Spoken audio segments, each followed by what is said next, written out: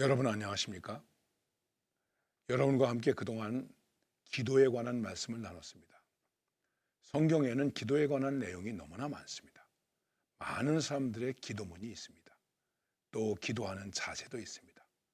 엎드려 기도하고 서서 기도하고 손을 들고 기도하고 부르짖으며 기도하고 눈물 흘리며 기도하고 심지어는 찬양하며 춤추며 기도하는 이러한 일들도 있습니다. 많은 성경의 기도의 이야기 가운데 여러분과 함께 나눈 이야기는 예수님께서 우리에게 가르쳐 주신 기도, 우리가 흔히 주기도문 혹은 주의 기도, 주님의 기도라고 한 것이었습니다. 저는 이것을 주님의 기도, 주의 기도라고도 말하지만은 주님께서 가르쳐 주신 우리의 기도다. 이렇게 말씀을 드렸습니다. 그리고 그동안 10번 걸쳐서 이 문제에 관한 말씀을 드렸습니다. 오늘은 이제 이 기도에 대한 마무리를 가지면서 이 기도가 왜 우리에게 있어서 정말 모델이 되는가, 모본이 되는가 하는 것을 잠깐 살펴보고자 합니다. 그래서 오늘은 성경을 여러분과 함께 읽도록 하겠습니다. 누가복음 11장 1절에서 4절까지의 말씀을 읽어 드립니다. 예수께서 한 곳에서 기도하시고 마치심에 제자 중 하나가 여짜오되 주여 요한이 자기 제자들에게 기도를 가르치신 것과 같이 우리에게도 가르쳐 주옵소서. 예수께서 이르시되 너희는 기도할 때에 이렇게 하라. 아버지여 이름이 거룩히 여김을 받으시오며 나라가 임하시오며 우리에게 날마다 일용할 양식을 주시옵고 우리가 우리에게 죄 지은 모든 사람을 용서하오니 우리 죄도 사하여 주시옵고 우리를 시험에 들게 하지 마시옵소서 하라 하는 내용입니다. 마태복음 6장에 나타나 있는 주님께서 가르쳐 주신 기도의 내용과 거의 같은데 약간의 차이가 있습니다. 근데 오늘 여기서 저는 여러분들에게 내용이나 구조에 관한 말씀을 드리려고 하는 것보다는 이 기도가 제자들에게 가르쳐지게 된 배경에 대해서 말씀을 드리려고 하는 것입니다. 마태복음과 누가복음을 비교해서 여러분들에게 말씀을 드리면 하나는 기도에 대한 형식, 기도에 대한 자세가 바르지 못했기 때문입니다. 그것이 무엇이었을까요? 마태복음에서 찾아보면은 당시에 기도하는 사람들, 기도 많이 한다고 하는 사람들이 바리새인들인데 이 바리새인들이 외식하는 모습으로 기도했다는 것입니다. 즉 자기가 기도하는 모습을 다른 사람들에게 보이기 위해서 나는 이렇게 기도한다. 나는 이렇게 거룩하다 하는 것을 보이기 위해서 기도하는 모습이 많이 있었다는 것입니다.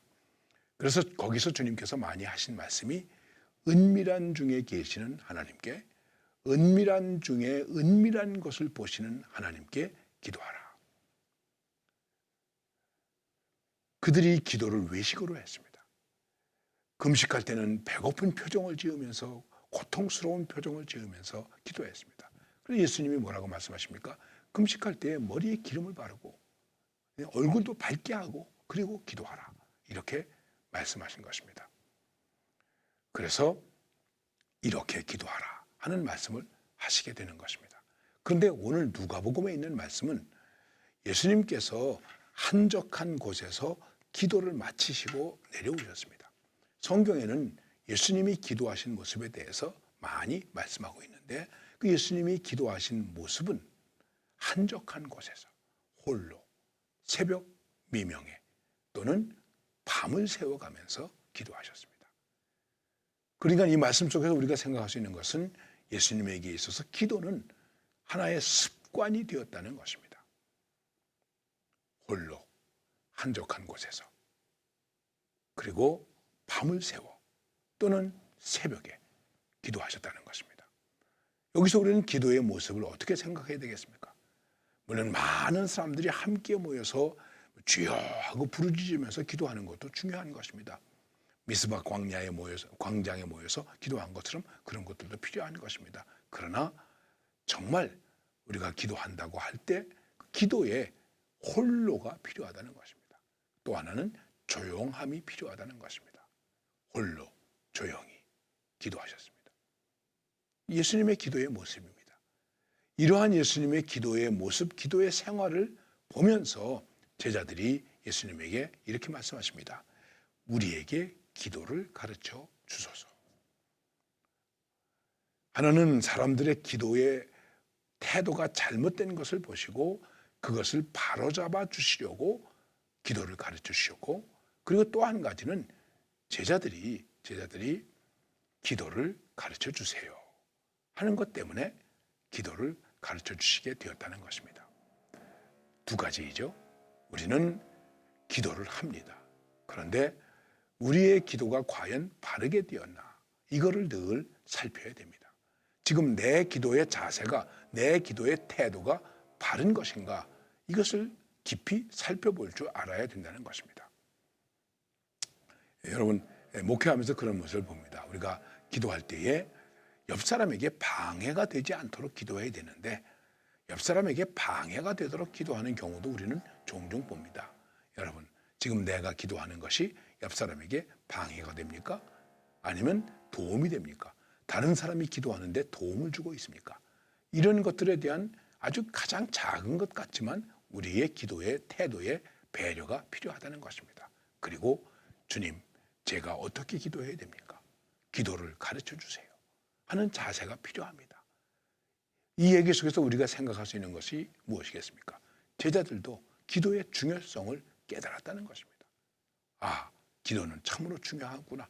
기도해야 되겠구나. 기도 안 하면 안 되는구나. 아, 우리 선생님, 우리 주님도 이렇게 기도하시는구나. 야, 기도는 참으로 우리의 삶 속에, 우리의 사명 속에, 우리의 사역 속에서 참으로 필요한 것이다 라는 기도의 인식을 우리가 할 필요가 있다는 것입니다. 기도를 중요하지 않게 생각하는 사람이 누가 있겠습니까?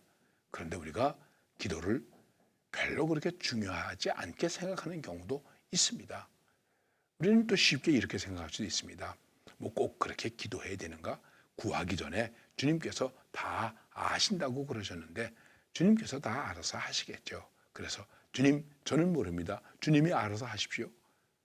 아주 큰 믿음이라고 우리가 이야기할 수도 있습니다. 그러나 주님, 이럴 때는 제가 어떻게 기도하면 좋겠습니까? 제 마음이 민망합니다. 제가 지금 많이 힘듭니다. 제가 지금 죽게 되었습니다. 저는 어떻게 기도하면 좋겠습니까?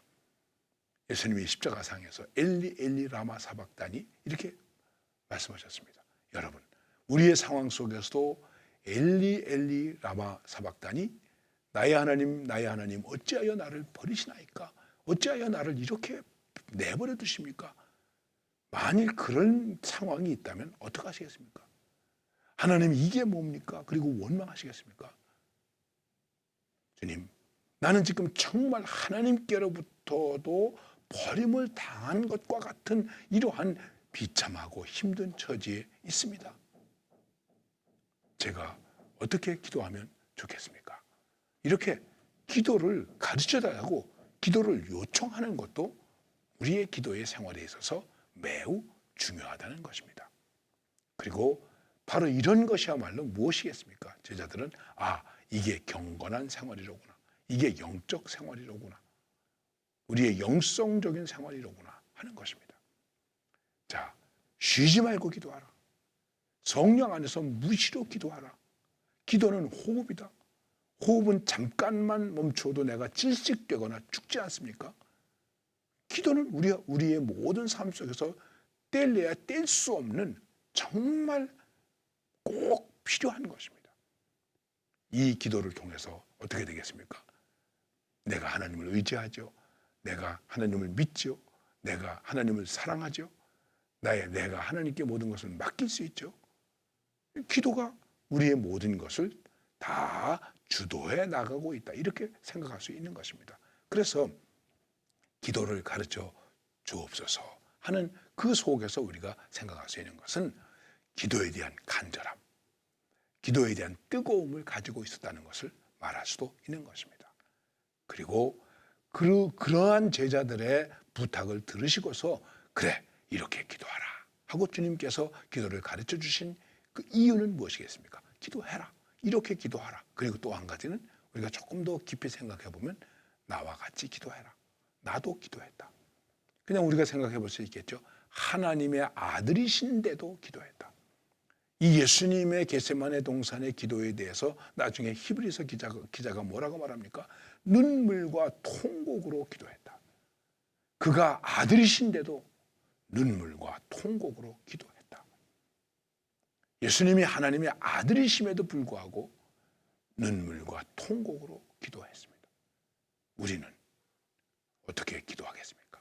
그래서 이렇게 기도하라 하면서 하늘에 계신 우리 아버지요 하고 우리에게 기도를 가르쳐 주신 것입니다.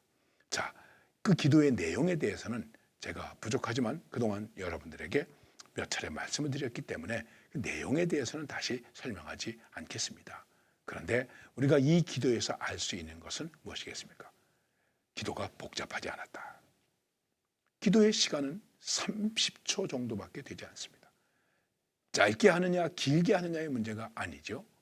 바르게 기도하는 것이 문제가 되는 것인데 기도를 우리는 단순하게 해야 된다는 것입니다. 복잡하게 하지 않아야 된다는 것입니다. 아주 오래전에 어렸을 때 부흥회를 참석했습니다. 그랬더니 그때 부흥 강사님께서 제가 이름도 말할 수 있습니다만은 말하지 않겠습니다. 이렇게 얘기하시는 거예요. 기도는 하나님 아버지께 하는 것입니다. 기도는 예수님처럼 간결하게 해야 됩니다. 그러면서 이렇게 예를 들어서 말씀하시는 거예요. 자녀가 아버지에게 용돈을 달라고 그럴 때 아버지 제가 용돈이 필요합니다. 용돈을 주세요. 그러면 되지 않습니까? 그런데 아버지한테 가서 오 사랑하는 나의 아버지 내 어머니의 남편 되시는 나의 아버지 우리 고모의 오빠 되시는 아버지 우리 삼촌의 형님 되시는 아버지 그러면 아버지가 뭐라고 그러겠는가? 얘네만 시끄럽다. 우리가 물론 거룩하신 하나님 아버지 높고 높은 보좌 위에 계신 하나님 아버지 하늘에 계신 하나님 아버지 이런 말들도 물론 중요합니다. 거룩하시고 높고 높은 보좌 위에서 낮고 천한 우리를 보고 계신 하나님 아버지 우리가 이렇게 하는 것도 나쁜 것은 아닙니다. 그러나 사실은 간절하게 기도한다고 할 때 아버지 하나님 아버지 우리는 이 한마디 속에 우리의 모든 간절함이 들어있다고 생각할 수 있는 것입니다. 마틴 루터는 그렇게 고백했다고 합니다.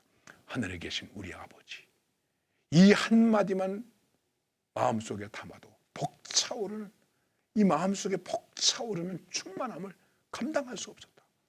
여러분 그렇습니까? 잠시 전에도 잠깐 말씀드렸습니다. 바리새인들의 기도에 대해서 예수님이 뭐라고 말씀했습니까? 너희는 말을 많이 하여야 들을 줄 알지 않느냐? 중언부언하지 마라. 같은 말 되풀이하지 말고 한 말 또 하고 그러지 말고 이렇게 기도하라 하고 가르쳐 주신 것입니다. 이 기도 속에는 바로 하나님을 향한 기도와 나를 위한 기도와 세상을 위한 기도가 함께 들어있지 않습니까? 마치 10계명이 1계명에서 4계명까지는 하나님 앞에서 내가 어떻게 해야 될 것과 그 다음엔 사람들 앞에서 내가 어떻게 해야 될 것 그래서 내 부모를 공경하라 살인하지 말라 간음하지 말라 이렇게 진행되지 않습니까? 바로 주님께서 가르쳐 주신 기도도 그러한 구조를 가지고 있다는 것입니다. 여러분 기도를 꼭 짧게 해야만 된다는 것은 아닙니다만은 우리는 하나님 앞에서 분명하게 기도를 가르쳐 주세요. 과연 주님께서 지금 내가 기도하기를 원하는 것은 어떤 기도일까? 바로 그 기도를 정말 진심으로 간결하게 하나님 아버지의 영광을 위해서 그리고 나를 위하여 사람들을 위해서 하나님 앞에서 복되게 할 수 있는 그러한 모습으로 우리들이 기도해야 된다는 것입니다. 바로 이런 의미에서 우리는 주님께서 가르쳐 주신 이 기도를 우리의 기도의 최고의 모본으로 생각을 하고 이 기도를 따라서 기도하는 것입니다. 거기에 응답이 있습니다. 축복이 있습니다. 우리의 삶의 형통함의 길이 열려질 수 있다는 것입니다. 바로 이 기도의 모본을 가지고 풍성한 은혜로 승리하시기를 바랍니다. 감사합니다.